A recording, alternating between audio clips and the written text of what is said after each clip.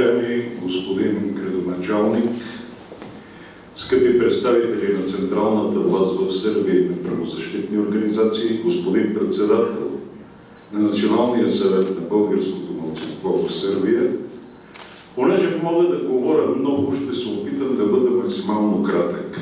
Няма да правя декларации, само искам да споделя с голямо почитание това, което видях днес.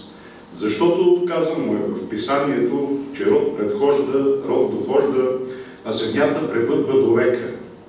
Именно в тези достойни стъпки, които върви община Босилеград в моите очи, най-силно впечатление днес какво ми направи? Националния съвет, трите знамена.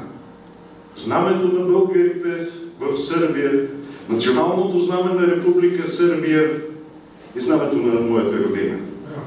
Скъпи и почитаеми гости, това мен ме впечатли, но още повече ме впечатли загрижеността на държавното ръководство на Република Сърбия към проблемите на националните малцинства, за което аз изпросвам от Цеподателя, Съдържия Месител и Спасител Господ Исус Христос, крепко здраве на всички съработници в този момент, защото те се движат и се борят за възстановяване на ценностите, които все повече липсват в този свят. Благодаря ви много, честит празник и Господ да ни пази всички в нашите добри дела.